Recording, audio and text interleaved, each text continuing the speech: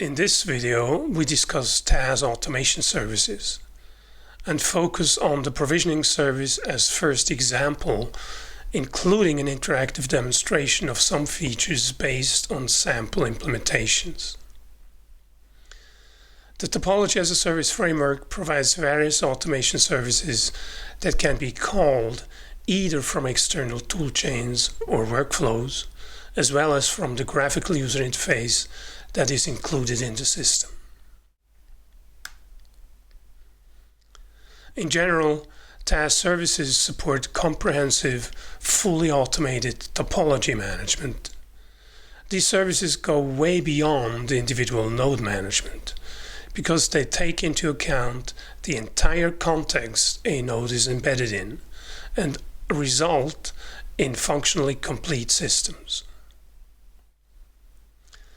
The entire topology lifecycle is covered by automation. A topology instance can be created from a template, then adjusted to various runtime conditions, and finally deleted again. The services implement deterministic topology-based algorithms that are parallelized across the given topology as far as dependencies allow, and that are customizable to incorporate realm or product-specific details. Ecosystems are updated to reflect changes appropriately. Everything is very rapid. We are talking about seconds, or at most, for complex operations, just a few minutes for entire topologies and entire applications. It is important to note that it is this speed and the fully working systems as results of the services that make, for example, topology deletion a frequently and routinely used service in development and testing. Giving back resources becomes common because obtaining new resources and a fully running application using them is easy and very fast. At runtime, systems can be adapted to changing conditions. There are automation services to adjust a running topology instance, for example, to replace an individual node that appears to have a problem, or to scale a tier up or down. Such a change encompasses all the necessary provisioning and deployment steps, including configurations and ecosystem updates. Since users only have to specify intent without knowing any details, the system derives these details and injects dynamic resource configurations in the created target infrastructure. Customization happens by calls through the framework when product or corporate standard specific details are needed. For more information about these features, see the separate video that discusses and demonstrates context configuration in the TaaS framework. Let us look now in more detail at the provisioning service in TaaS. The provisioning service takes an infrastructure topology template and creates a fully working topology instance representing the requested application infrastructure. Fully working means not only that all the nodes of the topology have been instantiated with dynamically generated globally unique names, it also means that configuration steps have been executed to implement the semantics expressed in the layers, layouts, and connections of the topology.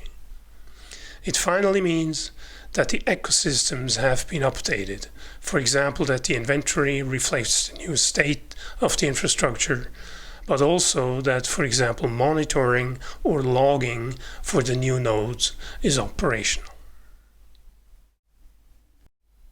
After modeling, we now demonstrate the provisioning of a template that has been modeled before. We see here the Demo2 that we did in the modeling example, added to the CMDB. This time, instead of just opening it, we say provision an instance of that template. In order to do that, we can go through some parameters that are necessary to say, for example, into which region we want to deploy, into which stage we want to deploy. Production, of course, only if we have the rights to do that, so we stick with development. And we can set some provisioning time node properties. In this case, because we have a scalable topology node at the top, we can set the actual numbers of nodes that should be used in the instance. So we can set the minimum, leave it to 1, set the max, something like 5, and how many initial nodes that we actually want in the instance. If we set that, the dialog already shows us that inside the topology node we will get 2 inner nodes with the names, the original name from the template plus clone X added for the additional nodes that we want to have. You can also set the size of these nodes. It will change for all of them. It's a homogeneous node, so they all have the same size. Let's leave it as small as before, and then we can say, now go ahead and provision an instance. In order to do that, the system starts a task, a provisioning task, to instantiate Demo1. Demo1. If we look at the instance state, we can follow what's actually happening. In progress is the context configuration of the load balancer. We will see later in other examples more of that. It's a general mechanism. All the nodes in a provisioning operation go through the stages of instantiation, waiting until it's ready, doing a standalone configuration of that node, taking into account nothing else than the node itself, and going through the context configuration, taking into account the entire context of the topology where this node is shown. So let's look at the instance state of the topology node that represents the tier. 2 nodes have been allocated with unique names in the operating systems. They are small and they all went through the same stages. So the operating system and the web layer on top went through instantiation, wait until it's ready, do standalone configuration, just taking that node into account, and go through a context configuration, looking at the entire environment within the topology. So that's a full-fledged topology instance that has been allocated and is fully operational. In order to show that, we look at a pre-installed servlet in the web tier. It's called Snoop, and we already have a button set up in order to call that, because we know at which port the load balancer starts allocating virtual servers. In this case, 8000. So through the load balancer we are calling the web node clone1 with a randomized globally unique ID at the end, 1476 in this case. If you look at what it was here, clone1 as 1476 in the end, so it should actually be this one. Now if we do another call to load balancer, it goes through a round robin scheme and reaches the other node, in this case the web node, with 2958. It does a round robin because the particular customization we are using here has been set up to do that. So 2958 in the end should be the right one, 2958. So this setup is fully functional. We can now deploy an application to it and get that running, but we will do that in a later example. Here we will just go through some adjustments of the infrastructure. We could replace a node within the scalable tier because something is wrong with that particular node, or we could say scale up or scale down. In this case, the outer topology node is scalable. We have set the max to 5, so we can actually scale up to 3. If we say go ahead and scale up to these 3 nodes, it goes again through all the work necessary in order to do that.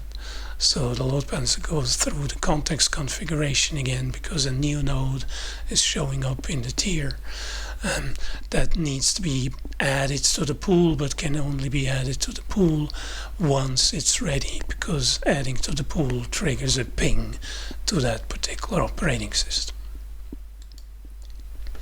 If you look at the scalable node, at the instance state, we see that there's actually a 3rd node allocated.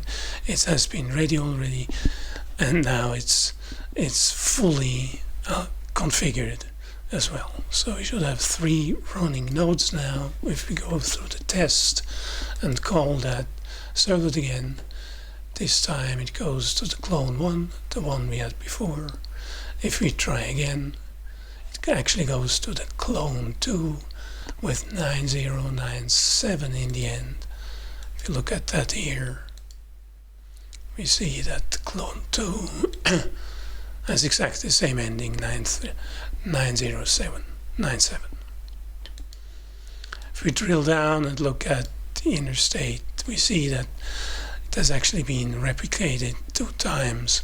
All the connections that have been set up in the template to the single node in the template have been replicated to the replicated instance nodes as well. So this is now fully functional infrastructure that we have been scaling up to show 3 nodes. In the end, once we are done, we can go ahead and say delete that instance again. Very important operation. The entire life cycle of topology instances is covered.